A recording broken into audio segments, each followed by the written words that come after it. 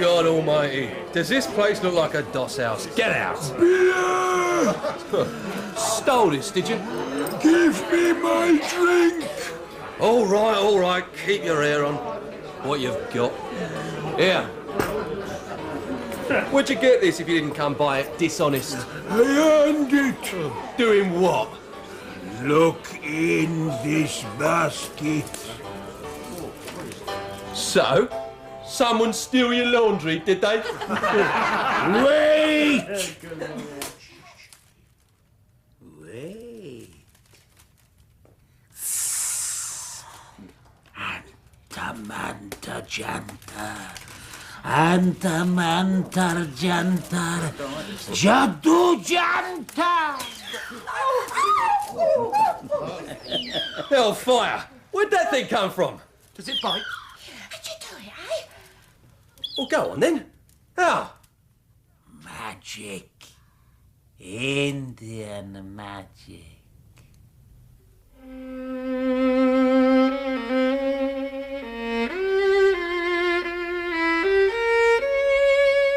The Crooked Man by Sir Arthur Conan Doyle.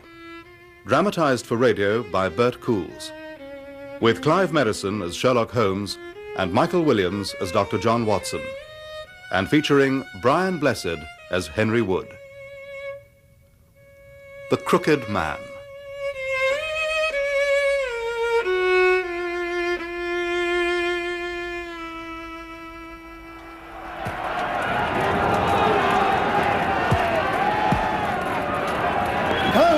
Colonel Barclay, sir! What? Colonel Barclay, are you all right, sir? Perfectly all right, Murphy. Stop fussing. Carry on with the story, Colonel. You must be sick of it after all these years. Don't be so modest, sir. Very well. Here you are, Colonel. Good man, Major. What do the damned doctors know, anyway? Now, where the devil was I? Oh, yes. So, there we were, shut up in Bertie, supplies and ammunition practically gone, the regiment, half a battery of artillery, a company of Sikhs. Damn fine men, too. And a lot of civilians and womenfolk. Rebels all round us, here. General Neil's column was here, off to the north and heading up country. We had to get a message to them. But to do that, we needed definite information about the rebel placements. So, I disguised myself and went out to spy out the lie of the land, and I found that there was a safe path here. And the entire camp was saved. 1,000 lives, gentlemen. But there was one person there that mattered more than all the others. Gentlemen, a toast. The First Lady of the Royal Mellows, Mrs. Nancy Barclay. Mrs. Nancy Barclay. James, I'm sorry to disturb you. Nonsense, my dear. Just routine business. Besides, how could your presence ever be an intrusion? Thank you, James. I'm going now. What is it tonight? The Guild of St. George, cast-off clothing for the needy. You're a credit to the regiment, my dear. Ronald Murphy used exactly those words to me today. You know what they say about the silver tongues of the Irish? Well, in this instance, he's absolutely right. A credit to the regiment and a credit to me. You won't be late back? Oh, no. 9 o'clock at the latest. Good. I like you to be here. James, it is our Christian duty to look to those less fortunate than ourselves. Blessed are the poor, the good book says. Now I must go, and Morrison will be wondering where I am. Nancy? Yes, James? Don't be gone too long. Put your hand on the table. Yeah, all right. Yeah. Now I cover it with this box. Yeah. Now what?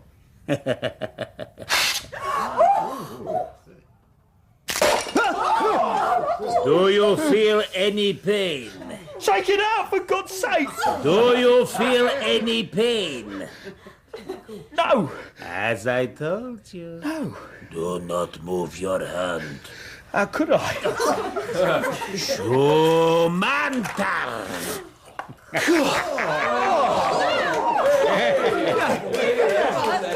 Thank you, Sugri. Thank you.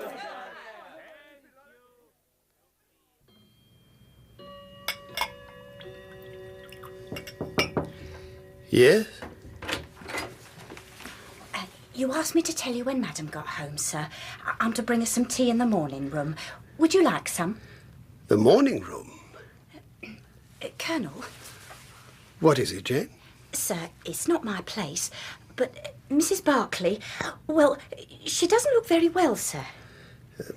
Get the tea, Jane. I'll go and see if she's all right.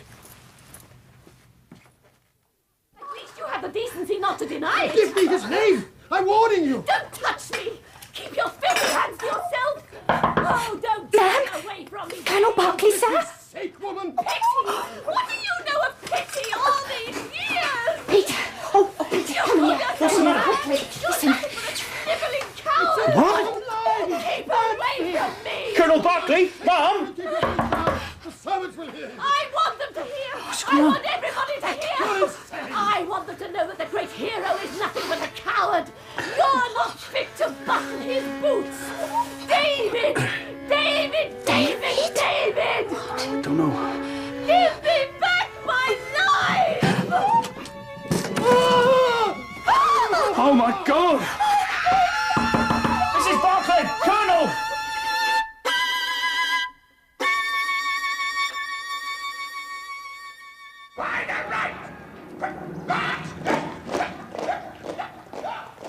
Mr. Holmes, it's good of you to come. Major Ronald Murphy, temporarily in command of the Royal Mallows. Major Murphy, my colleague, Dr. John Watson. Doctor. Late of the 5th Northumberland Fusiliers, and latterly the 66th Berkshires, Afghanistan. The 66th. You were at my want. Field surgeon. Pleased to meet you, Doctor. Major? Mr. Holmes, Doctor, this is a matter of the utmost delicacy. So you said in your telegram. Information of a more positive variety was distinctly lacking. You must understand my position. I know only that some tragedy has overtaken the commanding officer of your regiment and that someone close to the Royal Mallows is implicated. Wrongly so, in your opinion. Beyond these obvious facts, I know nothing. My telegram contained none of those details. I have no details. If what you've just said is already public knowledge... It is not. Then how could you possibly know? Major, Holmes can read a good deal, where others see only blank pages. A combination of the tone of your message and your words and behavior this morning. Major Murphy, we are wasting time. I am making every effort to understand your attitude, but I cannot work beneath a military cloak of secrecy. It is essential that this dreadful business be cleared up entirely within the Mallows. I'm sure that Mr. Holmes understands your wish to avoid any sort of scandal. Unfortunately, the police are already involved. Colonel Barclay's coachman sent for them when he discovered his master's body. At last, a concrete fact. Colonel Barclay is dead. Yes, Mr. Holmes. And the police believe he was murdered by his wife. He'll be greatly missed. He was a fine soldier. Much decorated, I understand. Oh, yes, indeed. His career was covered in glory. The Crimea, the Mutiny, any number of times since. When was his body discovered? Yesterday evening at his villa. He had been struck on the back of the head with a heavy carved club. Indian rosewood.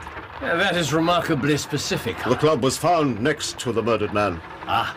Why does suspicion fall on Mrs. Barclay? The police have no definite evidence against her. That was not what the doctor asked.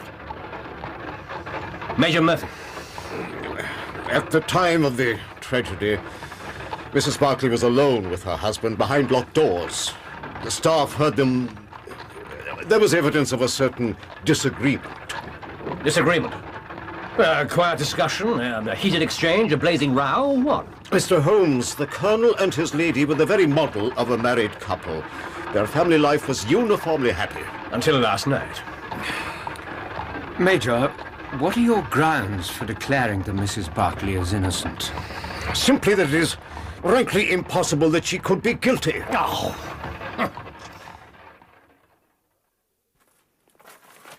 If Mrs. Barclay is innocent, what is your explanation of the man's death? I have no explanation, Mr. Holmes. That is why you are here. What is the lady's account of the matter? She has made none. Indeed. Why not? Because she is incapable of doing so. When the coachman found the colonel's body, he also found Nancy Barclay totally insensible. She has not yet regained consciousness.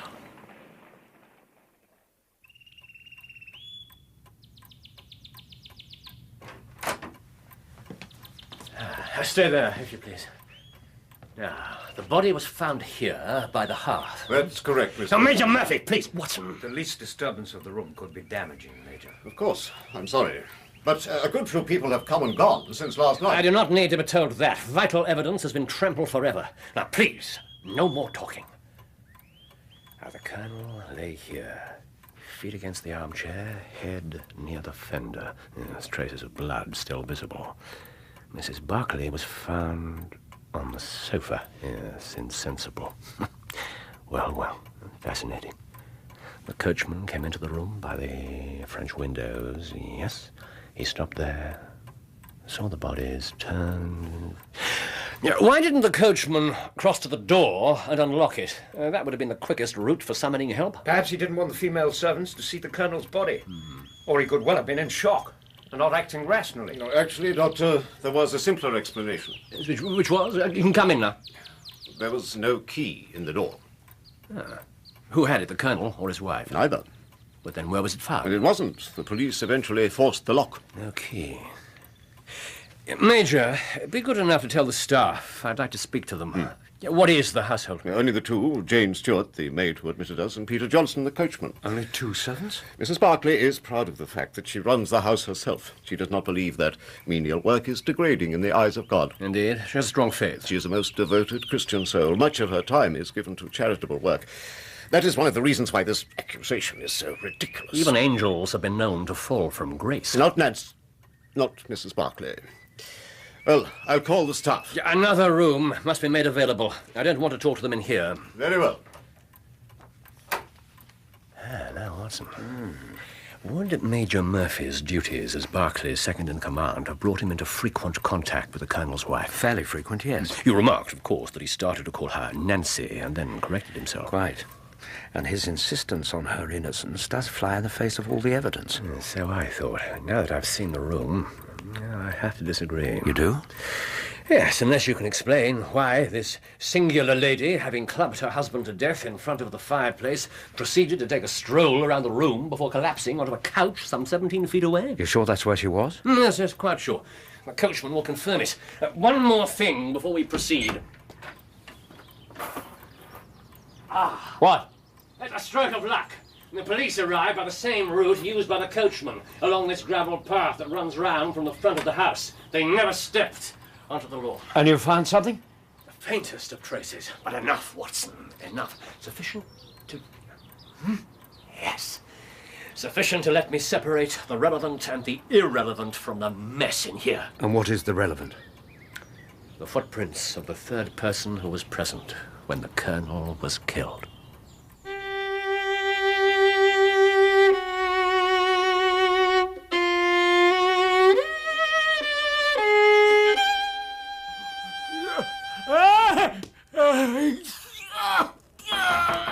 What's going on in there? You see? Go away! Leave me alone! Keep it down. This is a respectable house. Leave me alone!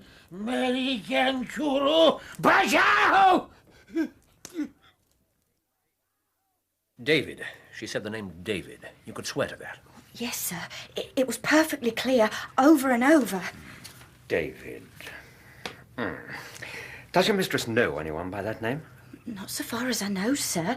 If she does, he's certainly never been to the house. Are there many regular visitors, Johnson? Hardly any, sir, apart from Miss Morrison. And she is? Miss Anne Morrison, Madam's closest friend. She lives in the next villa. I believe they went out together last night. That's right, sir. Indeed. The colonel was clearly a lover of weaponry. That's Turkish, 16th century. 17th. Was the carved club found near the body part of this collection? I'd never seen it before, sir. Nor me. Very good. So, when Mrs. Barclay returned last night in such uncharacteristic heat, it was shortly after leaving the company of her closest friend. Any more questions, Doctor? No, I don't believe so. Is there anything else you want to tell us, either of you? Any detail could be of importance. Yes, there was something, Doctor. Go on, Johnston. Well, sir, the Colonel's face. His expression. What about his expression? Oh, it was terrible to look on it, sir. A look of pain? Surprise? Oh, no, sir. It was fear. Fear and horror. The Major's waiting for us out in the drive. Good. Have you found any more traces? A few. I believe that this case is considerably more complex than first appeared. Did Nancy Barclay beat her husband to death? At 8 o'clock, she was happy and contented. By 9:15. What could have caused so complete a change in such a short space of time? I've been thinking about Major Murphy. You were suggesting earlier that there may have been some romantic connection between him and Mrs. Barclay. If there was, and the Colonel had discovered it that evening... Confronted his wife with his knowledge. No, it doesn't fit. She was already upset before he joined her in the morning room. No, but your theory's a good one. Perhaps if we simply reverse it. You mean the Colonel was having an illicit affair? Yes, and his wife found out about it. But how could she have done so? Well, you'll recall that she wasn't alone on her little outing last night, and I believe that the next-door neighbour holds the key that will unlock this mystery. Nancy Barclay learned it from her? But how in the world could she have known? What, sir? Oh, come on. The Colonel was conducting an affair with his wife's closest friend. Do you deny the possibility? No, I suppose not. But I imagine it's possible that this Miss Morrison could have confessed out of guilt. But can you prove it? And how does all this tie in with the third person who was there when Barclay died? After I've spoken to the lady, I hope to have the answer to both of those questions.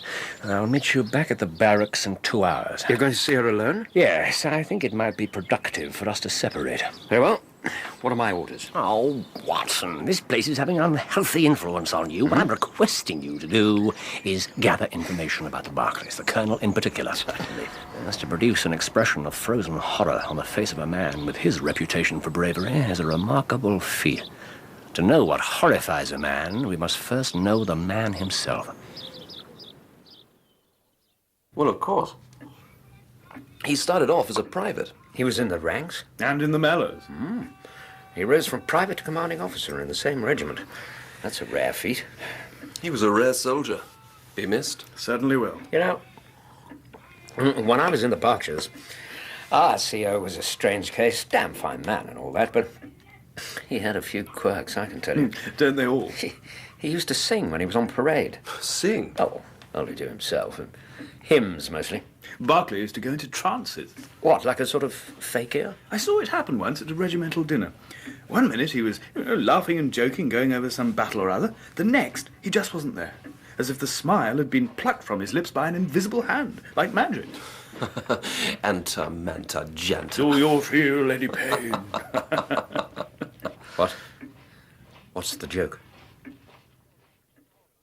Miss Morrison, you knew the Barclays well, I understand. Your understanding is incorrect. Oh. Well, I was told that you were a frequent visitor to the house. One may visit a house, Mr. Holmes, and not be equally familiar with all its inhabitants. Well, I can scarcely imagine the Colonel being unaware of your presence. I hardly ever saw him. But you can surely tell me something of his character. Nothing that you cannot learn in more detail elsewhere. No, perhaps not, but a woman's point of view is always valuable. Colonel Barclay has been described to me as a gallant old soldier, a fighter, a man among men. Nothing has been said of his attitude to the fair sex. I cannot help you. Oh, surely you can. Did he enjoy the company of women? Had he formed any particular friendships? Among his wife's acquaintances, perhaps? That, sir, is a highly improper question. Miss Morrison, this is a most serious business. Propriety must give way to honesty. Mr. Holmes, had you known Colonel Barclay even as little as I, you would not have needed to ask that question. And why not? Because the late Colonel was scarcely capable even of recognizing the existence of another woman. It is my belief that James Barclay was devoted to his wife to a degree that bordered on the unnatural. Tell me about Mrs. Barclay. Mr. Holmes, I've already been through all of this with the local police. But not with me. You and she were both at the meeting of the Guild of St. George last night. Yes. Was there any period, however brief, when you were not in each other's company? No, sir, there was not. Well, then my final question assumes a vital importance. Nancy Barclay left her home last night a happy and relaxed woman. She returned nervous, upset, and overwrought. What happened, Miss Morrison? What happened to cause such a change? Nothing, Mr. Holmes. Nothing happened at all.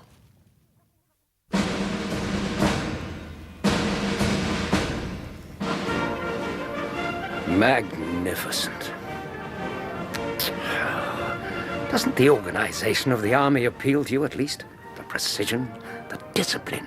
I see only a mindless machine whose components are trained to blind obedience. Holmes, that's an outrageous slur on a magnificent institution. She's lying. And Morrison? She has to be lying. You mean she did have a romantic liaison with Colonel Barclay? No. She was clearly telling the truth about that. She's concealing what happened when the two women were together. I must speak to her again. What about your mysterious intruder? Shouldn't we be looking for him? Yes, mysterious is the word. He's a singular individual, and his companion even more so. His companion? There were two men. No. What do you make of this? I traced that from the floor of the morning room while I was waiting for you earlier. The paw print of a dog. Not a dog. The general shape's right, but this animal ran straight up one of the curtains. Ever heard of a dog doing that? It's not the foot of a monkey. It's no creature that I'm familiar with. Why in the world did it climb the curtain? It was trying to get at the canary. Oh, it's carnivorous, whatever it is. Each new step we take throws up something bizarre. Oh, my dear fellow, forgive me. I haven't asked after your own researches. Were they productive? Puzzling, certainly. Well, you can tell me all on the way back to the secretive Miss Morrison's. You want me to accompany you this time? If you would. It's not only in matters military that you enjoy unique insights. Gentlemen, I cannot. Miss Morrison, you must. Nancy begged me, made me swear by all I hold sacred, that I would reveal it to no one. And such a promise should not lightly be broken. But the circumstances have changed so much. If Nancy Barclay were able, I'm sure that she would speak in her own defense. Since she cannot, you are the only person who can. What you say makes good sense. Yeah, perhaps it would make things easier for you if I were to state the broad outlines of what happened. Are you able to do so? How? At some time, during the 75 minutes you were together, a man approached and spoke to Nancy Barclay. He was dressed strangely in a loose garment of poor, rough cloth, and was possibly carrying a box or basket of wicker. His appearance must have been, let us say, unusual. He was lame in one leg and walked with a stick, and he was, I believe, a man of extremely small stature. You're mistaken. He was a man of normal height, or had been once. Well, then his injuries must have been severe indeed. His back was twisted as one might wring out a cloth to dry it. He was bent almost double. He had a fearsome face, very dark. His skin was all crinkled and puckered like a withered apple, and his eyes... There was a gleam in his eyes that came back to me in my dreams. He was dressed in rags, but the clothes were Indian. When he took Nancy aside and spoke to her, just for a second, I heard his voice. It was awful to listen to. He was the most hideously deformed man I have ever seen. When she saw him, Nancy turned as white as death. Did you hear what he said to her? No. I called out that I would fetch the police. But Nancy shook her head. They stood together, and the wretch waved his fists in the air as if he were mad with rage. And then he went away. Nancy could hardly speak, but she begged me. I have betrayed my most solemn word. You have saved the life of your friend. You're looking remarkably thoughtful, Watson. But then, a lady in distress always brings out the reflective side of your nature. Presumably, this deformed man was the intruder at the Barclays villa. Quite. And you deduced his appearance from traces at the murder site. That's remarkable. Thank you. Though I wish you'd told me slightly earlier. Well, I have to admit that several of my details were little more than speculation until they were confirmed by Miss Morrison. You mean to say you bluffed her into telling us what happened? What if you'd been wrong? But I wasn't. And now we have to track down this singular individual. Well, I believe I can be of some assistance. Of course you can, my dear chap. I mean, in a quite specific sense. Listen to this. He was bent almost double, and his face was like something out of hell. He was dressed in Indian gear, all tattered and filthy. Sound familiar? Good God, who are you quoting? My two drinking companions in the officers' club. They were talking about a sort of beggar magician they'd seen here in the town. I didn't mention it before because I didn't think it was relevant. Perhaps in future you'll confide in me a little more. My dear fellow, never doubt it. Must find out where this man performs. In a public house called the Musket and Shot. Here's the address. Mr. Holmes, you fulfill my hopes. The doctor clearly does not exaggerate your abilities. I was in that room, and much nearer the time of the murder. I saw what you saw, and yet... You saw, I observed, a crucial difference, Major Murphy. But this praise is premature. We gather our cards only slowly, and we do not yet hold a full hand. Surely we know a great deal. This evil-looking creature accosted Mrs. Barclay in the street, followed her home, broke into the villa, and clubbed James Barclay to death. Yes, but why? The interest of this affair lies in the motive, not the crime itself. All I ask is that you clear Mrs. Barclay. Find this villain, Mr. Holmes. You shall have as many of my troops as you need to track him down. Thank you, but I hardly believe that the massed forces of the Royal Mallows need be mustered.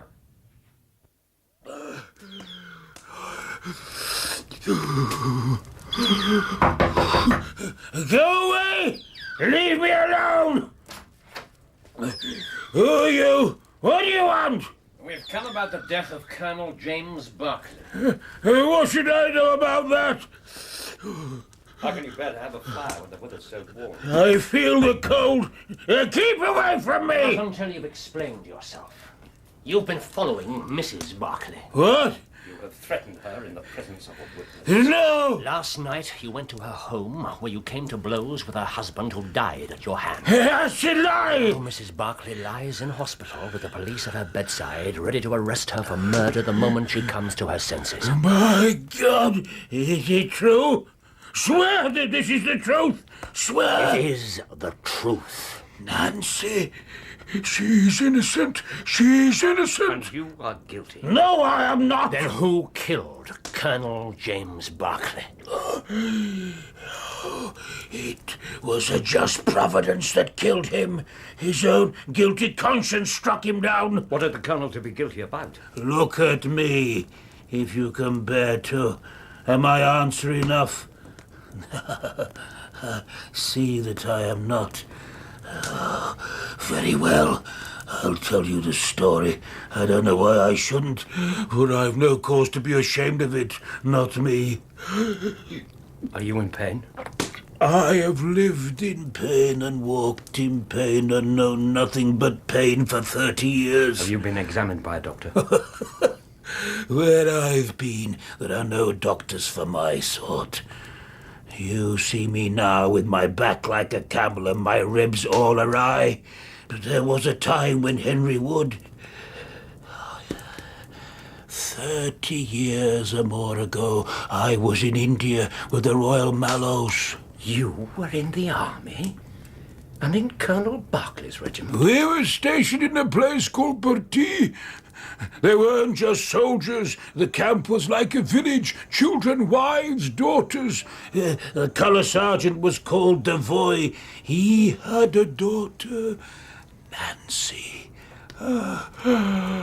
Nancy Barclay she is now. What on earth did she do to you that you persecute her still? You don't know what you're talking about. Here.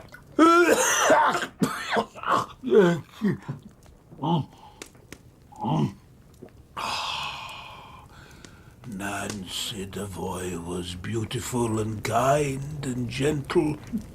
The finest girl that ever held the breath of life between her lips. Everybody loved her, but there was only one man she loved. She used to say he was the handsomest man in the regiment. Barclay was a sergeant then, but already marked for the sword belt. I was just a lad. And then the mutiny broke out and all hell was loose. Before we knew what was happening, he was shut up in Butty, hemmed in. There were 10,000 rebels all around us, and as keen as a set of terriers at a rat cage. They knew they didn't have to lift a finger. They knew we couldn't last forever. It was a waiting game. Water would have been the crucial factor. How long did it last? Until the middle of the second week, and then we only had one hope. General Neal's column was moving up country. Someone had to go out under cover of darkness and reach them and bring back help. There was a call for a volunteer. Sergeant James Barclay. No! I did it. You volunteered? Is that so difficult to believe? Yes, I suppose it is. But I had my reasons. Oh, my reason. Barclay knew the ground better than any other man. He drew me up a map that would take me safely through the enemy lines.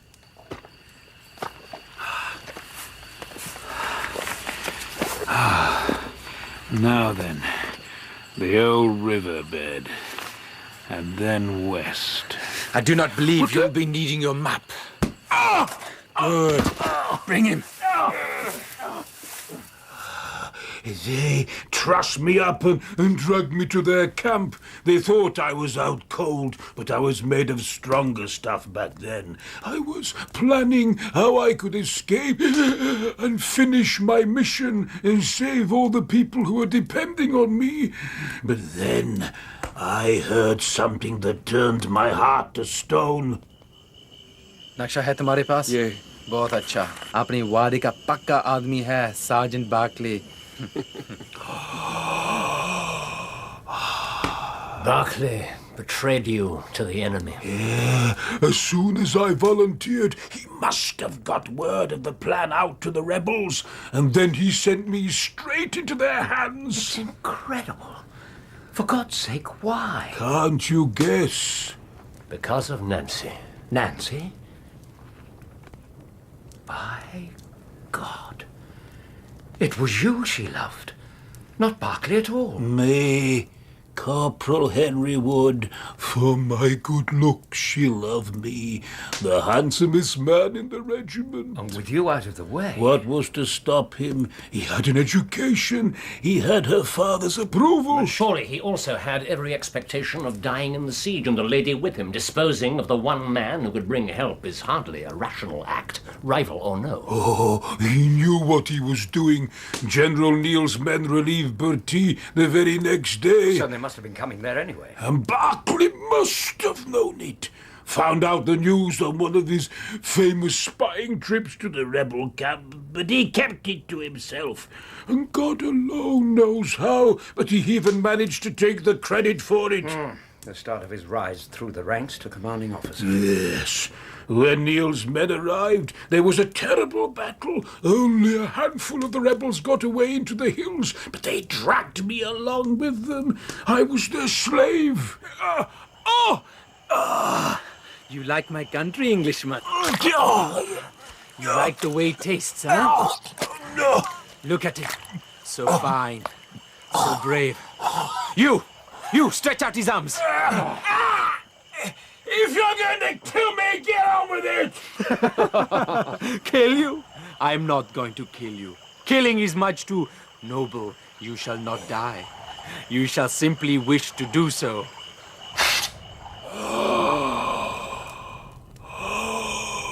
I remember the sounds most. The knife blade slicing through the muscles, the hissing as the blood steamed in the cold air, the cracking as the bones snapped, and the tree they hung me on creaking gently under my weight. The thuggy torture. I've seen other cases of the same sort, but never... Never so bad. Eh? No. Did they finally let you go? Ah, that's not their way. They were attacked by hill people, and I managed to escape. I had to go north. Into Afghanistan? It was many a long year before I saw a white face again.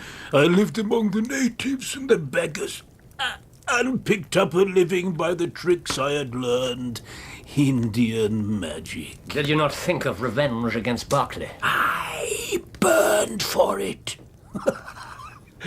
But all fires die in the end. What was the use? I'd rather that Nancy should think of Henry Wood as having died with a straight back than see him a wretched cripple, a crooked beast, crawling with a stick. In that case, why did you come back to this country at all? When you get old, you have a longing for home. Eventually, I managed to save enough to get me on a boat. But why did you come here, to Aldershot? I just wanted to be where there were soldiers. I didn't know the regiment was here until I saw her. Oh, I wish to God it had never happened, but it did, and she knew me. It's not possible. No, don't look at me, for pity's sake. No, don't turn away. Please, Henry. Here. The touch of her hands, after all these long years, and her eyes. I thought you had been dead these 30 years. I have been. They told me you were dead. He told me. Nancy. Henry, what happened? Who did this to you? No! Tell me. It all came pouring out. 30 years of hate. Mrs. Barclay went straight home to confront her husband. You followed her, crossed the lawn, and watched the two of them through the French window. He raised his hand to her, his filthy hand, thick with my blood. I couldn't stop myself. At the sight of me, he looked as I have never seen a man look before. I read death on his face. His head split open on the fender, but he was dead before he fell. The bare sight of me was like a bullet through his guilty heart. Nancy! Oh, my dear love. Mrs. Barclay! Colonel! I didn't know what to do. I took the key from her hand. I was going to unlock the door and let them in, but then I thought how it would look. So, instead you ran away, having first recaptured your little pet. He escaped when I dropped his basket, Teddy. A mongoose. What a beautiful creature. Yeah, my partner is Teddy. I got him back in here and was off as fast as I could move. Leaving behind your carved stick. The police believe it to be the murder weapon. And they truly think that my Nancy killed him? They do. Well, sir, I am ready to come with you to the police or the regiment, if that's what must be done. Wait. I now believe the official case against Mrs. Barclay will scarcely stand close examination. The inquest alone should leave no doubt as to the cause of death, assuming your reading of what happens correct, Watson. Yes, I think it could well be. You remember the coachman's testimony? The vivid contortion of the features is a common sign of failure of the heart. What are you saying? If Mrs. Barclay should prove to be in serious trouble, we'll have to come to you again. But otherwise, I see no object in raking up this scandal against a dead man, however foully he acted. Unless, of course, you want the satisfaction of seeing the truth brought out. Once I would have gone to any lengths. Not anymore. Then I believe there is no more to say. Watson? Wait for me outside, will you? Of course.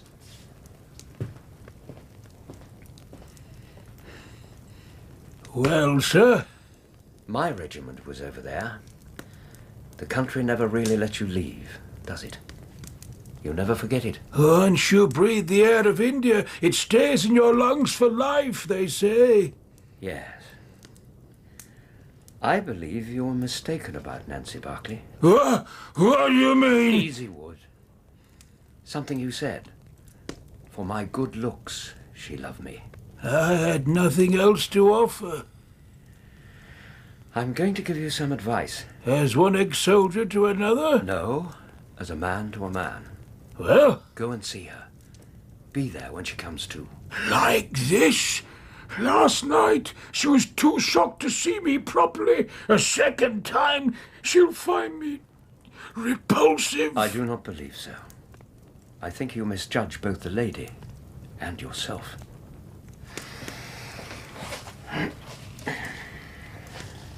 Will you take my advice? Perhaps. Very well. Good day to you, Corporal Ward.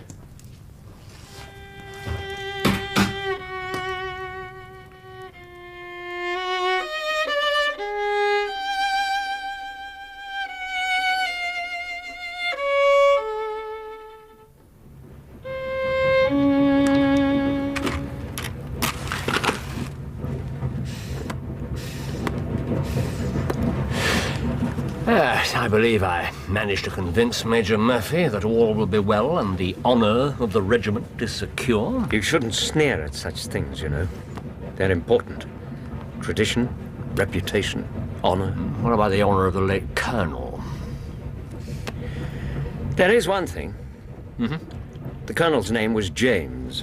Wood was Henry. And Major Murphy's name is Ronald. All right, so I was wrong about that. But what was all that business about David? Well, if I'm right, that one word should have told me the whole story if I really was the ideal reasoner you're so fond of depicting. The whole story? Yeah. When coupled to the lady's deep religious faith and knowledge of the good book. As it was, it only came to me rather too late. My biblical knowledge is a trifle rusty, I fear. Well, I purchased this on the station. Yeah. David. I believe it was a term of reproach. Of reproach? Yes. Here we are. Yes. I'm quite correct. The story of David and Bathsheba. David strayed a little now and then, you know, and on one occasion in the same direction as Sergeant James Barclay. David and Bathsheba. And Uriah the Hittite. Wasn't he Bathsheba's husband? Oh, very good, Watson, yes. King David ordered Uriah into battle. Wait, yes. Into the forefront of the hottest battle, that he may be smitten and die. Yes. And the wife of Uriah mourned for her husband, and when the mourning was past, David fetched her to his house, and she became his wife. Second book of Samuel, chapter 11.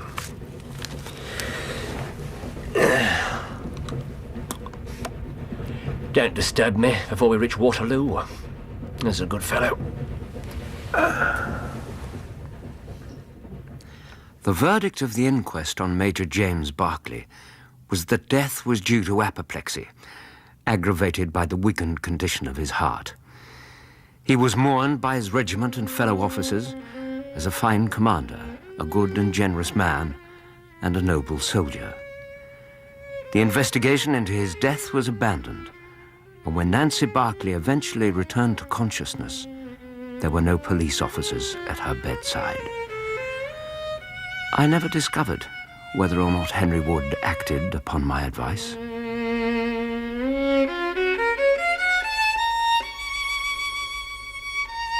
In The Crooked Man, Sherlock Holmes was played by Clive Merrison and Dr. Watson by Michael Williams, with Brian Blessed as Henry Wood. Colonel Barclay was played by Terence Edmund, Major Murphy by James Green, Nancy Barclay by Anne Windsor, Anne Morrison by Christabel Dilks, Jane by Joanna Myers, the barman and the first officer by Andrew Wincott, Peter and the second officer by Nigel Carrington, and the Indian rebel by Amajit Dew. Other parts were played by members of the cast. The violinist was Leonard Friedman. The Crooked Man was dramatized for radio by Bert Coules and directed by Patrick Rayner.